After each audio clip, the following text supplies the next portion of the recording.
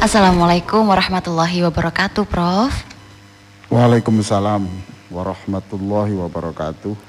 Alhamdulillah hari ini kabarnya bagaimana? Alhamdulillah sehat. Keluarga juga ya, Prof? Sehat, saya doakan keluarga dari Mbak Elvina, juga pendengar semuanya sehat selalu. Amin. Bahagia selalu dan selalu memberikan sumbangsih kebahagiaan, membebaskan orang dari penderitaan. Amin. Hari ini jangan absen membuat senang orang. Ya. Jangan absen membuat. Ya, jangan ada hari yang absen Anda membuat senang orang sekecil apapun. Masya Allah. Sekecil apapun. Mungkin Anda salat jamaah subuh tadi menyapa orang, mendoakan keluarganya bagaimana, sehat, gitu. Bertanya kemudian mendoakan, pokoknya menyenangkan orang. Ingat bahwa tugas kita hidup ini adalah bagaimana mencerahkan orang, menyenangkan orang, membebaskan orang dari kesedihan dan penderitaan. Itu bagian dari tugas hidup kita ini. Dan itu selalu saya tekankan dalam berbagai acara. Ya. Sebab misi Rasulullah yang kita peringati pada Maulid Nabi ini sekali lagi adalah bagaimana hidup ini memberi kasih kepada semua orang. Rahmatan lil alamin. Jangan eksklusif ya, jangan menganggap bahwa tugas kita itu hanya menyenangkan orang muslim. Enggak. Kita ini menyenangkan untuk orang-orang yang non muslim, orang yang tidak beragama pun. Bahkan hidup kita itu ya sampai menyenangkan kucing, menyenangkan anjing, semua makhluk. Ya, menyenangkan kambing, jangan menyakiti ya. Gitu. Sebab makhluk-makhluk hidup itu selalu menyampaikan tasbihnya, bertasbih kepada Allah. Walakin la tafqahuna tasbihahum, tetapi engkau tidak faham dengan bahasa tasbih mereka. Hari ini, ini hari Jumat, saya akan berbicara tentang Maulid Nabi sepanjang hidup. Maulid Nabi sepanjang hidup. Jadi artinya bagaimana sepanjang hidup kita ini setiap hari selalu merasakan Maulid Nabi. Kebetulan sekarang juga tahun ini tahun yang sangat istimewa karena tahun ini Maulid Nabi bersamaan dengan Hari Santri. Santri jangan dibayangkan anak-anak yang belajar di pondok pesantren saja, ya. Anak-anak yang belajar di pondok pesantren itu santri, salah satu santri, tapi bukan itu satu-satunya. Selama Anda menjadi orang yang rakus ilmu, nah gitulah ya, rakus ilmu, gila ilmu, ya, gitu. Selalu belajar, ya, membaca buku, ya, selalu membaca buku. Ada selalu, pokoknya haus gitu. Kalau sehari tidak ada tambahan ilmu baru kok. Sariawan. Gelisah ya. Ya, sehari tanpa tambahan ilmu sariawan gitu. Ya, gelisah gitu. Ya, ilmu itu dijadikan sebagai seperti pentingnya makan dan minum. Seperti pentingnya makan dan minum. Jadi kalau kita sehari semalam tidak mengonsumsi makan dan minum, sakit, ya ilmu harus begitu. Nah, Anda kalau seperti itu, Anda santri. Itu yang dikatakan santri, Prof. Iya, jadi santri adalah pembelajar seumur hidup. Pembelajar seumur hidup. Pembelajar seumur hidup. Ya. Maka Anda yang sekarang mendengarkan radio ini, Anda sudah santri sebenarnya. Karena Anda sedang belajar menambah pengetahuan tentang meningkatkan kualitas hidup kita ini. Kualitas hidup kita itu bagaimana kualitas rumah tangga kita. Ya kemarin bahagia alhamdulillah. Jumat ini katakan, ya Allah berikan saya ya lebih bahagia lagi di rumah ini. Ya. Istri suami bahagia, anak bahagia. Doa terus saja. Ya, sekarang kita Jumat ini menambah kebahagiaan. Kalau ingin koreksi rumah tangga ya bacalah buku Pasangan Berbintang. Atau ingin menghadiahkan orang, ya belilah pasangan berbintang. Buat kado pernikahan. Betul, gitu. Ya itu. Dan kado untuk diri sendiri juga ya, itu. Karena nggak ada suami yang sempurna, tidak ada. Istri yang sempurna juga tidak ada. Maka kita kalau ingin tahu kekurangan kita, bisa tanya kepada pasangan hidup kita atau melalui buku itu kan ketahui. Karena buku itu saya tulis setelah saya membaca Min Akhta'il Azwaj, jadi beberapa kesalahan para suami. Nah, mumpung sekarang lagi Maulud ya, Maulud Oktober November ini, kebetulan alhamdulillah ya, kita ingin berbagi-bagi selama Maulid ini. Siapa yang membeli satu buku akan memperoleh satu buku lagi, namanya buku doa-doa kesembuhan dan mutiara penyemangat. Kata-kata mutiara yang bisa menyemangati orang, bisa tetap menjalani sakit itu dengan senang atau lebih bersemangat lagi. Senang karena Abu Dzar Al-Ghifari itu ketika ditanya para sahabat, kamu itu yang paling kamu sukai apa dalam hidup ini? Gitu. Saya menyukai 3 hal. Apa itu? 1, sakit. Menyukai sakit. Ya. Ditanya, kenapa kamu sakit? Iya. Sebab kalau saya sakit itu, saya ingat sabda Nabi bahwa orang sakit diumpamakan seperti pohon yang penuh dengan daun-daun yang kering, ya. Bayangkan pohon dengan daun-daun yang kering, Mbak ya. Kemudian kena angin ya, angin yang kencang, kira-kira daunnya kemana? Rontok ya. Rontok. Sakit itu seperti itu, jadi saya senang sakit. Masya Allah. Subhanallah. Saya belum bisa tidak seperti itu. Tidak seperti umumnya orang-orang merasakan sakit ya bro. Ya Allah, ya Rasulullah. Ya Allah, ampunilah kami belum bisa memandang sakit itu sebagai sebuah rahmat itu. Ya Allah. Kita ini seringkali sakit itu dipandang sebagai musibah. Musibah. Ya, nah kita ganti sekarang. Sakit adalah anugerah gitu. Anugerah rahmat. Iyalah gitu. Itu sakit yang kecil saja begitu. Seperti pohon daunnya rindang ya, tapi kering semua. Kena angin kencang, rontok semua. Kata Rasulullah, seperti itulah sakitmu menghapus seluruh dosamu. Nah, ditanya lagi, apa lagi ya Abu Dzar? Saya suka lapar. Lapar. Kenapa? Karena lapar itu bisa menghidupkan jiwaku. Lapar bisa menghidupkan. Lapar itu bisa menghidupkan jiwa. Karena kan energi tidak dikonsentrasikan pada pencernaan, Mbak. Ya. Ya. Kan energi kita kalau ada makanan kan kemudian bekerja untuk ini toh Mbak, maunya. Nah sekarang enggak, bebas. Terlalu pikiran enggak. Kalau orang puasa itu kan gini Mbak. Saya belum sarapan. Oh, mikir sarapan. Terus nanti mikir lagi sarapan apa? Toh? Itu. Atau di mana? Minumnya apa? Ya. Lalu nanti kalau sudah makan minum kenyang ya, berarti saya harus ke toilet. Terus, nah sekarang orang puasa itu dikosongkan seluruhnya itu, dikonsentrasikan pada ilmu, dikonsentrasikan kepada zikrullah, zikir pada Allah. Jadi aku suka lapar. Lebih tenang hidupnya begitu. Orang ini orang unik ya. Okay. Yang ketiga apa itu? Kematian. Menyukai kematian, bro? Kematian. Ya Allah. Kematian dia berkata, ya karena saya sudah rindu menyebut nama Allah, ya. Menyebut nama Rasulullah sudah sekian tahun. Nah kan saatnya saya bertemu. Subhanallah, walhamdulillah, ya. Masya Allah, tabarakallah. Kematian, saya suka kematian. Karena sudah lama aku menyebut nama Allah.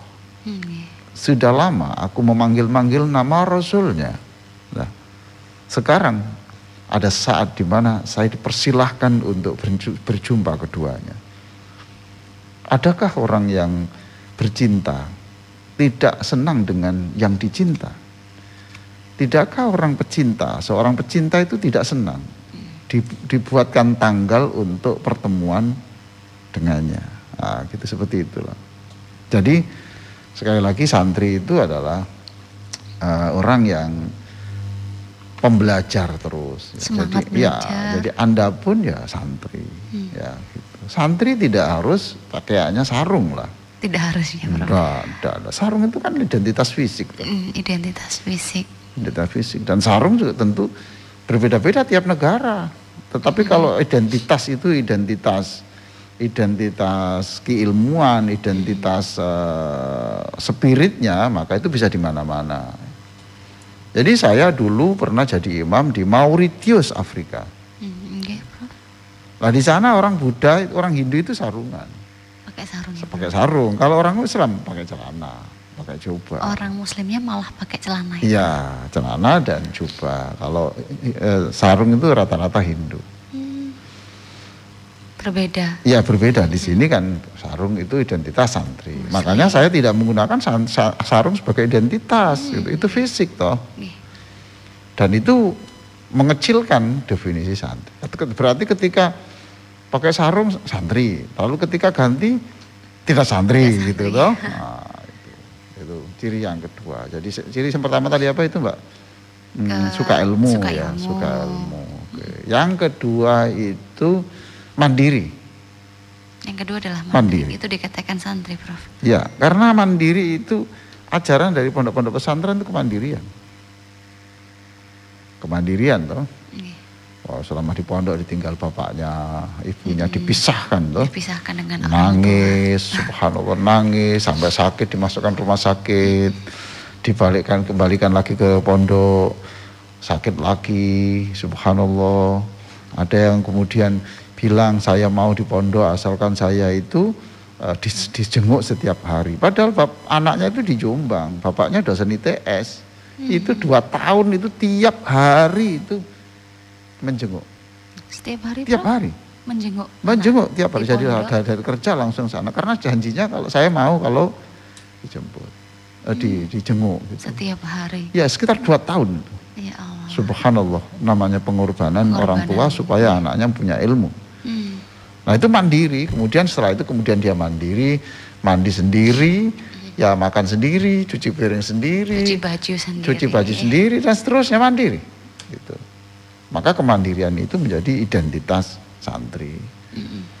Nah, dan kemandirian itu yang disenangi oleh Rasulullah Sallallahu Alaihi Wasallam. Wa anna izzahu istighna'uhu 'anil nas. Orang mandiri itu tidak merepotkan orang, dan orang tidak merepotkan orang itu berarti orang telah memberi kasih kepada setiap orang, meringankan beban orang, kan, meringankan beban orang. Nabi Daud juga begitu. Nabi Daud itu cirinya kan tidak pernah mau makan kecuali itu hasil keringatnya sendiri. Luar biasa, itu kemandirian. Kemudian yang ketiga itu ini maaf saya jelaskan ya, nanti saya kaitkan dengan Maulid Nabi. Karena kita ini sedang berbicara tentang Maulid Nabi dan santri. Santri dan Maulid Nabi. Yang ketiga ini adalah memiliki komitmen kebangsaan. Komitmen kebangsaan. Iya, memiliki jiwa nasionalisme. Ini santri ya, Prof? Iya. Santri dari sejati. Mana itu? Iyalah.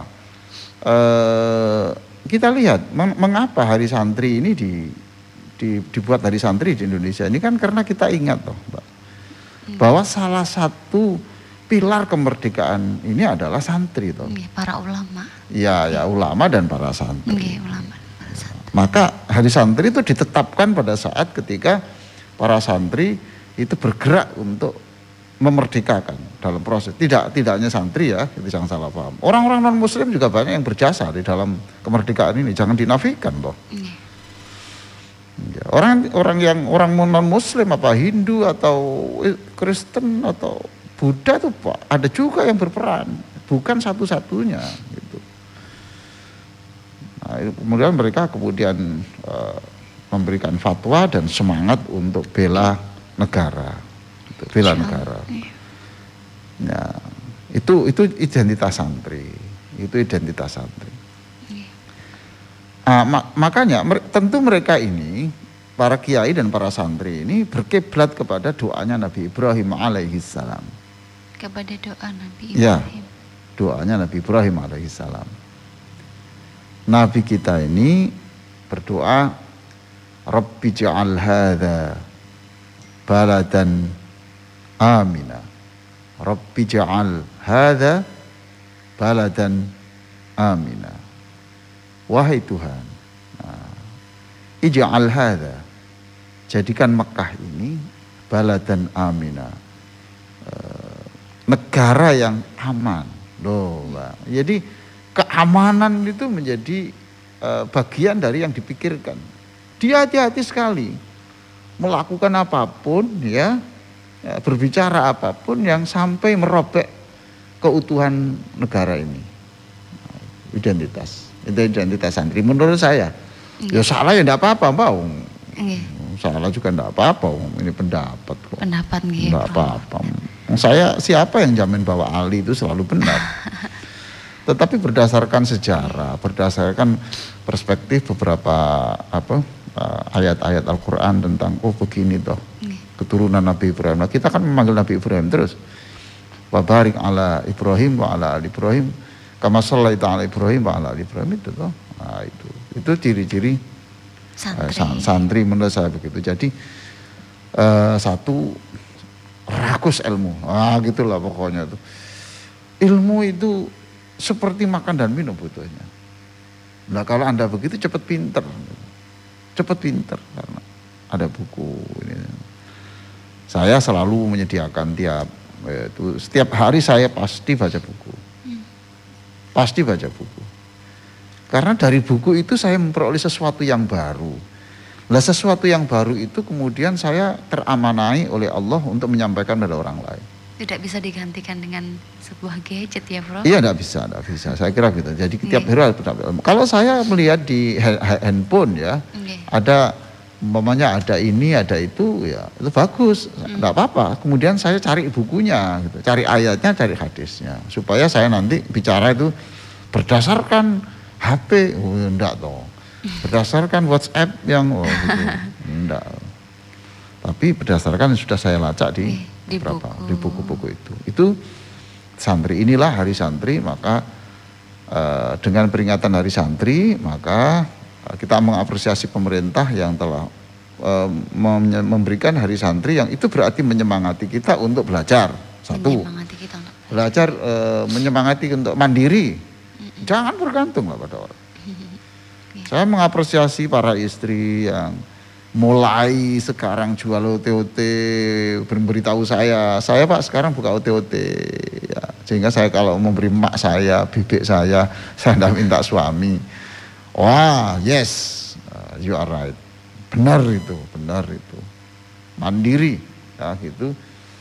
Kemudian yang ketiga adalah memiliki komitmen untuk kebangsaan ini. Jiwa nasionalisme berdasarkan doa Nabi Ibrahim, Rabbi ja'al hadha baladan amina. Jadi Nabi Ibrahim ketika selesai membangun Ka'bah bersama putra yang tercinta Ismail, kemudian Rabbi ja'al hadha baladan amina. Wahai Allah, jadikan negeri ini negeri aman, warzuq ahlahu minas thamarat. Jadi kemudian juga sejahterakan ini dengan kebutuhan-kebutuhan makan dan minumnya itu. Makan, minum, buah-buahan. Nah, buah-buahan itu disebut penting karena di negara itu kan panas toh, Mbak. Panas dan itu dibutuhkan buah. Nah, kita pun perlu buah.